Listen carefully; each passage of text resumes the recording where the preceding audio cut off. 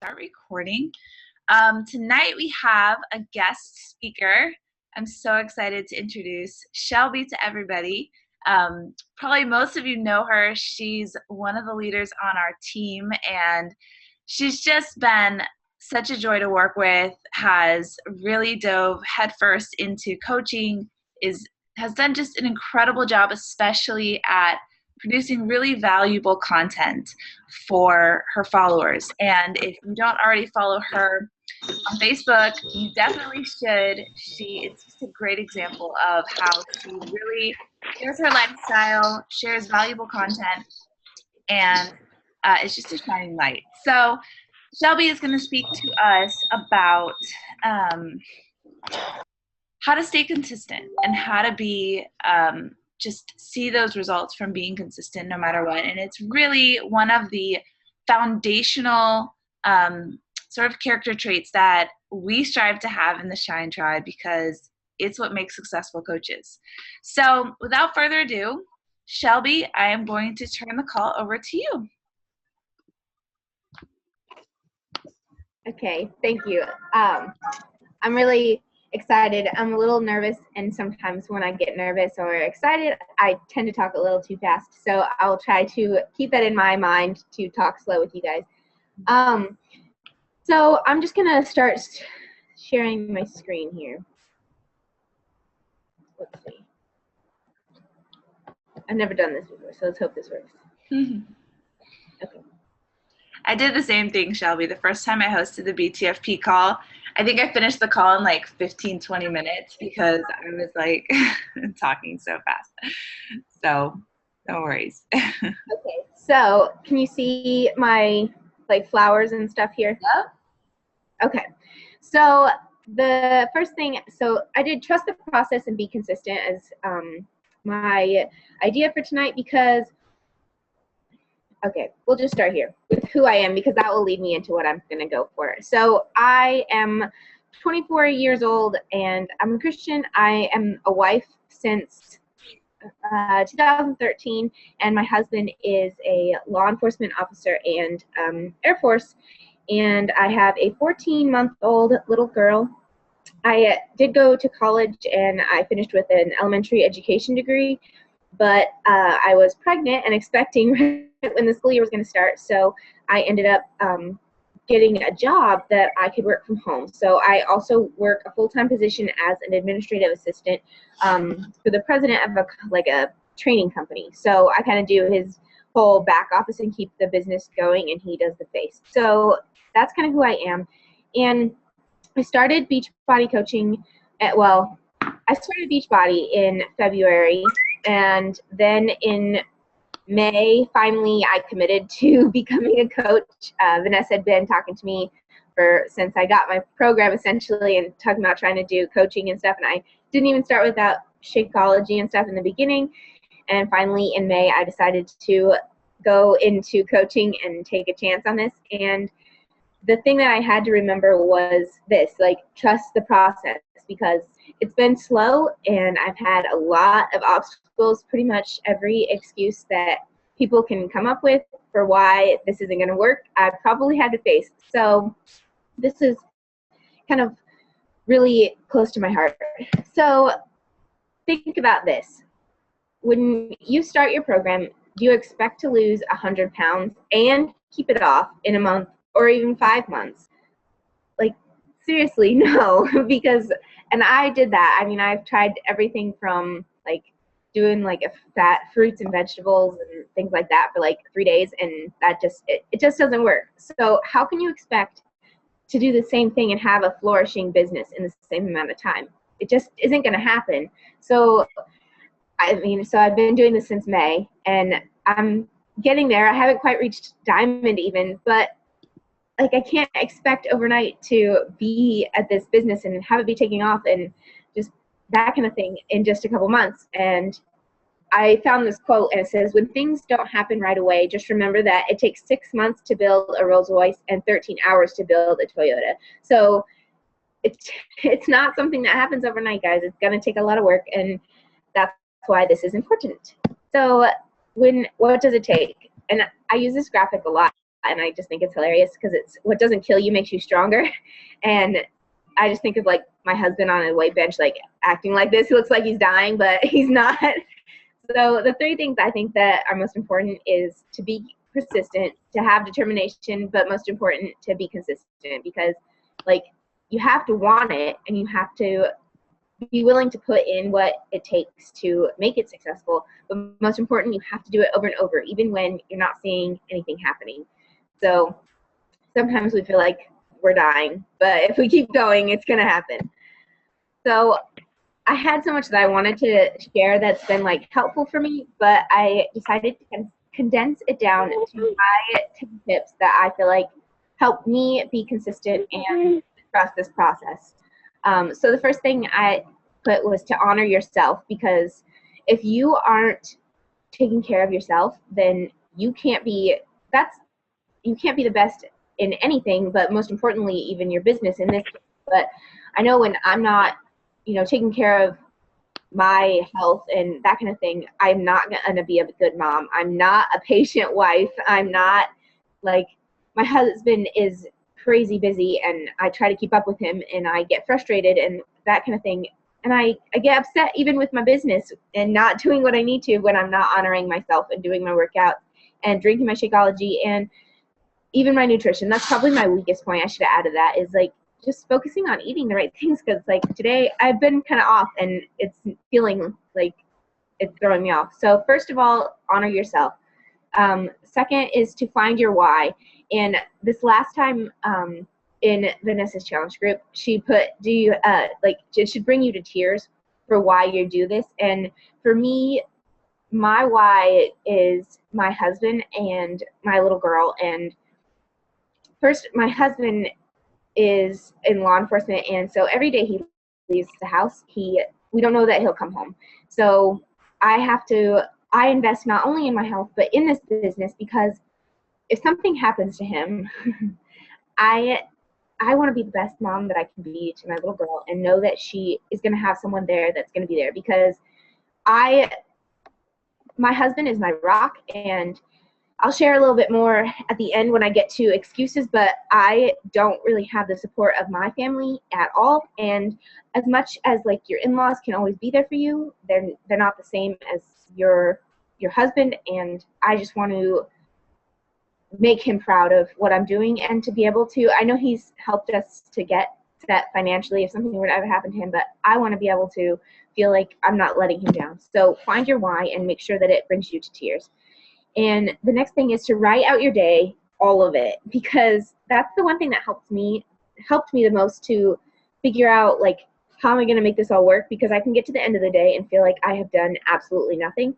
And when I write it all down, what I'm planning to do, I actually, even if I don't get everything on the list, I get way more accomplished. So start by writing out your day from like start to beginning, and that'll show you kind of what you're actually doing. And then once you do that, then commit to your business hours, and I emphasized yours because I have some success partners and that kind of thing, and each of us is different.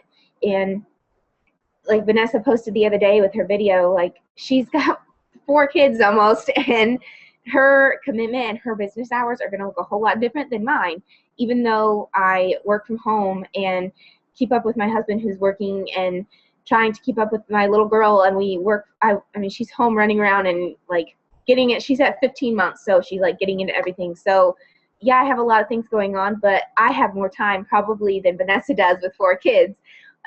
So commit to your business hours. So in your day, find that 30 minutes or the 2 hours, or if you're like Bonnie Angle and can fit in 12 hours, then great, but commit to your business hours daily, because I've noticed just even in the last couple months, when I say, okay, I'm going to be on Facebook for an hour in the morning and everybody's asleep, and when we're driving, my husband hates it when I'm on the phone if we're driving. So I commit that those are not business hours, because that's what's important. So commit to your hours every day. Number 5 was to invest in your greatest asset, and that is you. So personal development, and that is like podcasts, books, webinars, and things like that. I know a lot of us like to do podcasts because I can like do it while I'm like doing my hair in the morning, or when I'm making breakfast or feeding my little girl, so I can do podcasts, but I personally know that I get more out of books. So if I can commit to like, even if it's 15 minutes, like 15 minutes is good. So find your best avenue and do your personal development. Number 6 is expand your network. And this one is huge for me because I started out Facebook with 50 friends and I have over 600 and I started in May. So just because you don't have a warm market doesn't mean that you don't. And even if you do, like eventually you're going to need a cold market. So expand your network and like things like groups. That's a big one for me is getting into groups. I've gotten into like cloth diapering groups, breastfeeding groups, stay-at-home mom groups, like law enforcement groups. So find what you are and then get into groups. I also have a like page, and that's my avenue. Social groups outside of Facebook, because everything doesn't have to revolve around Facebook.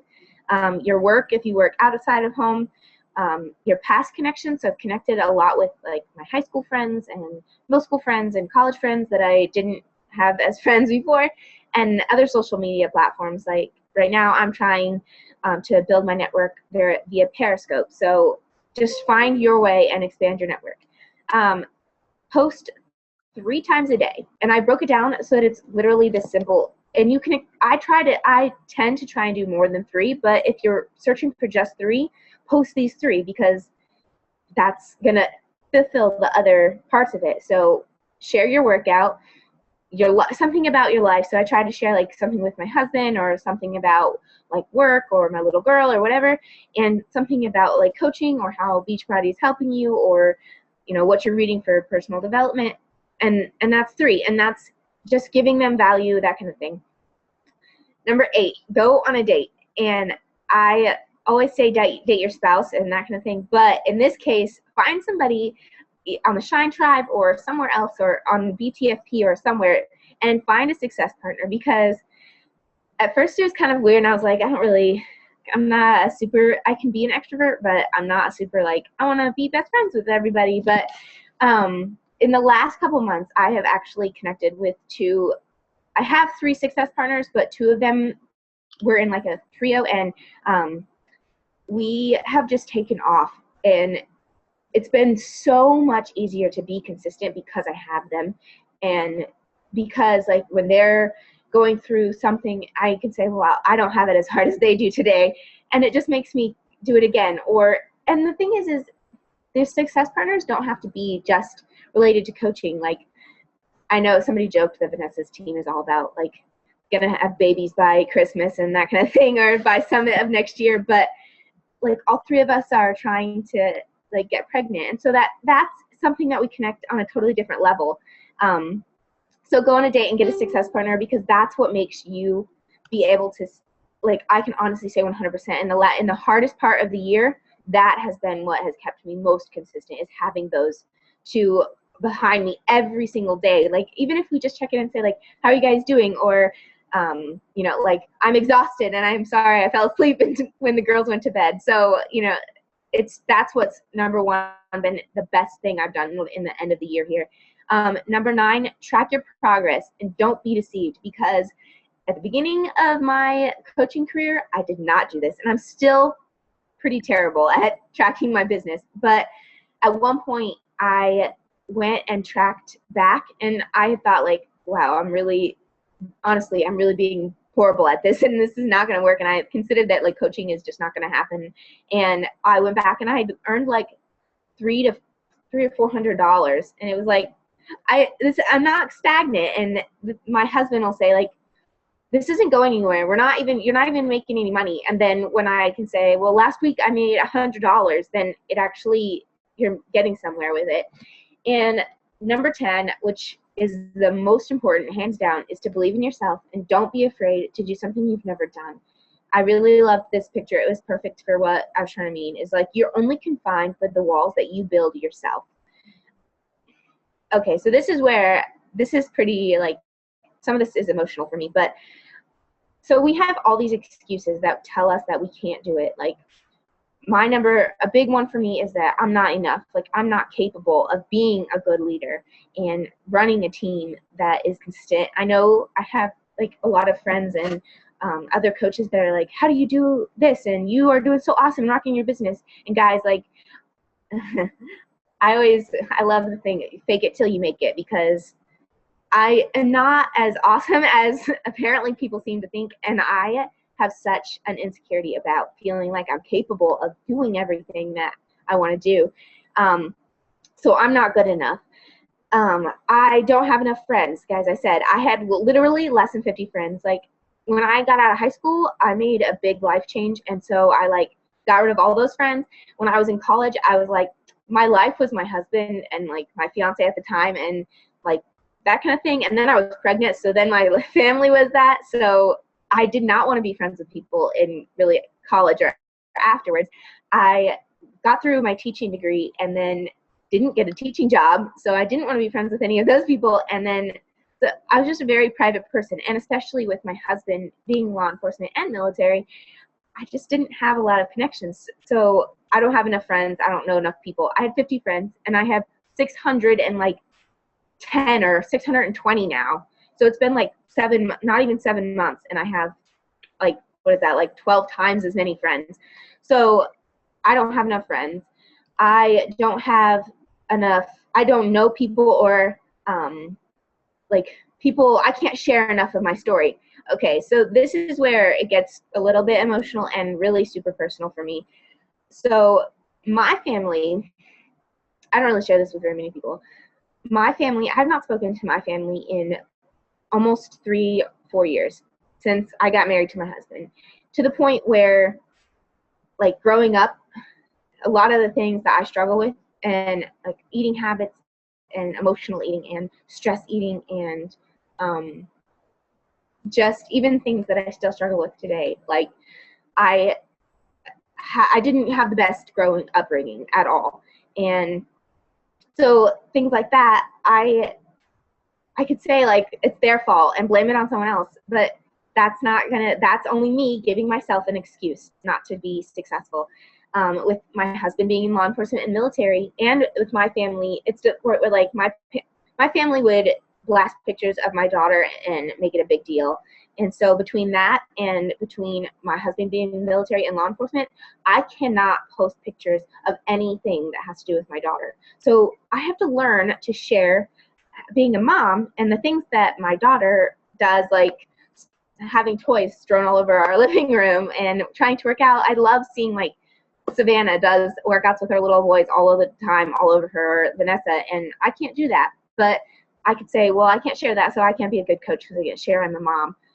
But that's me putting up an excuse. So there's all kinds of excuses, and I mean, like, I was breastfeeding, I can't lose the weight. Like, those are just excuses that I'm putting up for myself. So no matter what excuse you can come up with, the only thing that is allowing that to be an excuse is you. You are allowing those to be that reason for not being successful.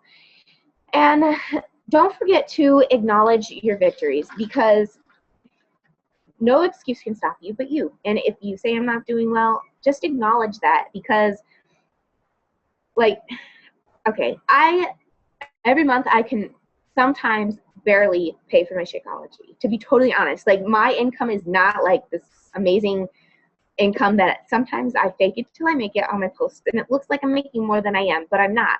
But I'm gaining progress, and I have people who come to me and be like, you look awesome, and if I need to lose weight, I know I'm coming to you. But nobody ever likes my statuses. Like, nobody ever comments on anything. If I invite people to coaching, or I invite people to a challenge group, like, probably 90% of the time nobody even writes back to me on Facebook Messenger. So I could say that I'm failing, but I can see, like, I have gained so much confidence. I have gained, like, the ability to acknowledge that I have royally been terrible with my nutrition, but that's not going to stop me from getting back. Or, like, I'm gaining momentum, and I know that I'm on the cusp of, like, my business really taking off. So my thing is just like in our exercise and workout side of it, is don't forget to acknowledge your non-scale victories, because just because you're not making a lot of money in your business doesn't mean that your business isn't successful and then you're not growing. So I really loved these two things. Prayer is powerful, but remember that God works in his timing, not yours. So be patient. So you could be thinking like, this should be happening right now, and it's not. And then you want to give up, but it just could be that you take a little bit longer than your best friend or even your success partner. And then the last, this is on my wall actually, delight yourself also in the Lord, and he shall give you the desires of your heart. Commit your way to the Lord, trust in him, and he shall make it to pass. So if you know that this is what you're supposed to be doing, no matter what comes your way, and when you feel like giving up, if you know that this is what you're supposed to be doing, if you know that this is your purpose, because I know that, yes, I'm supposed to be a mom, and I love being a wife and a mom. That's all I ever wanted. But this opportunity to share my story with other people and to help change the lives of so many people, I know that this is what I'm supposed to be doing. So if you know that it's what you're supposed to be doing, let it be and commit your ways and don't look back. Because I know I'm kind of cheesy, but in the end, you can look back and see how much you've grown. And that's why I picked this particular setup, was because it just slowly grows, and then you're going to have this amazing, beautiful business, but you're also going to have this beautiful person, and that's you.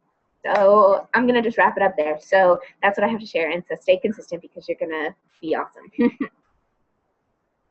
Oh my gosh, Shelby, that was fantastic. I was getting emotional at like certain parts of your story. And, you know, it's so funny because I'm homeschooling my son, and he just gets very frustrated when he's not really great at things right away. And so I was telling him today, I was like, listen, buddy, the first time you do something, you're going to be really bad at it. Like, that's just how life works. The first time you try something, you need to fail to figure out how to do it better the next time, and that's okay. And I don't expect you to be perfect, and nobody is perfect the first time they do things. But it's so funny how it's like ingrained in us that if we are not instantly successful at something, we feel like, well, this is not for me. When in reality, from babyhood all the way through the end of our life, failure really is the only way to success. And so I could resonate with so many things that you shared, being consistent and trusting the process. And I'm sure we've all heard that illustration of the water pump, right? So those old-fashioned water pumps, in order to get any water out of them, you have to pump them with so much strength for a long time, and there's no water coming out, right? You're just like going for it, going for it, going for it, and there's nothing coming out, but under the surface, the water is rising. The water is rising, and if you stop, all that water goes back down, and you have to start back from zero. So that's where you do have to trust the process, and you do have to stay consistent before you see any water, and keep that momentum going. Because the moment you stop, the moment that you start to doubt and you say, you know what, I think I'm going to pull back. I think I'm not going to post anything for like a couple weeks because, nothing's really happening. You just lost all that momentum that you built up. And so it really is just so important. So yeah, thank you so much, Shelby, for being vulnerable, for sharing with this team. Guys, we're a young team. Most of you, I think most everyone here has been coaching for less than a year. I think that's right. And so we're a really young team, and we are building up our momentum, and we are becoming the rock star coaches that we want to be, right? So I don't know what rock star coaches you follow, but Melanie Mitro, Lindsay Matway, you looked at them in the first 6 months of their business, and I guarantee you that they were not the rock star coaches that we see today. But through the process, they became that woman that we all look up to. And it's only through the process that we become who we want to be. So this is the building phase. This is us becoming the coaches that we want to be.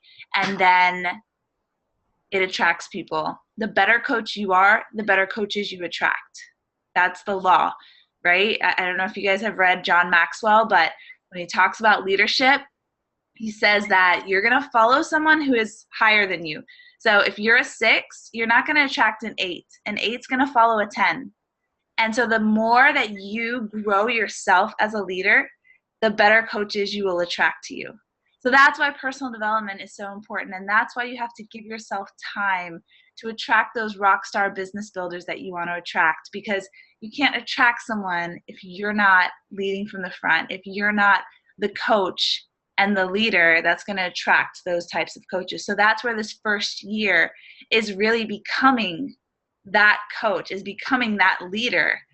And then all of a sudden you see all these little coaches following after you. It seems to come out of nowhere, but it's not. It's months of hard work. It's months of believing in yourself. Like Shelby said, before anyone else believes in you, you have to believe in yourself. Hope you understand that. Like, you have to believe that you have it in you, and you have to become that leader before anybody's following you.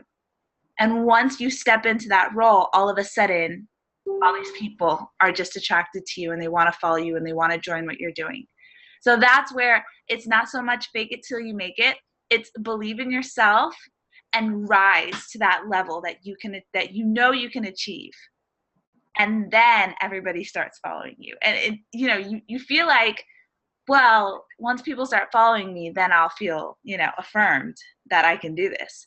But nobody follows someone who's like super not confident in themselves, right? Nobody's going to be like, yeah, I'll invest all this time and energy with you, even though you really don't think you're a good leader. Like, no, you have to believe in yourself first. And it's not a bunch of garbage, because let me tell you, I'm looking at I'm literally looking at every single box, every single name here.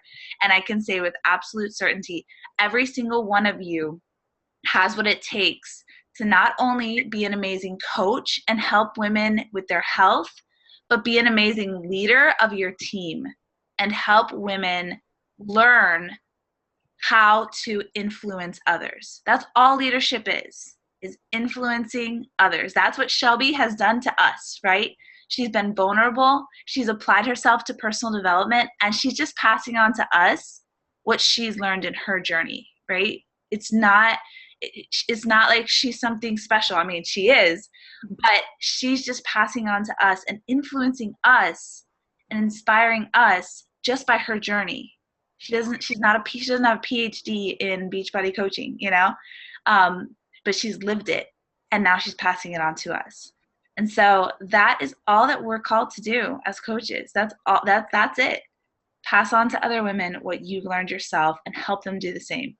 Continue to duplicate. So thank you so much, Shelby. I'm fired up. I can't wait to get to work the rest of the week, to stay consistent no matter what, and to end this year really, really strong. So thank you. Thank you, thank you, thank you. I did screenshot that. Yeah, that was amazing. I did a screenshot of that top 10 tips that you did, which was so good. And I'm going to post it in the team page because I like to see it over and over again and just kind of refresh my memory. So I'm going to go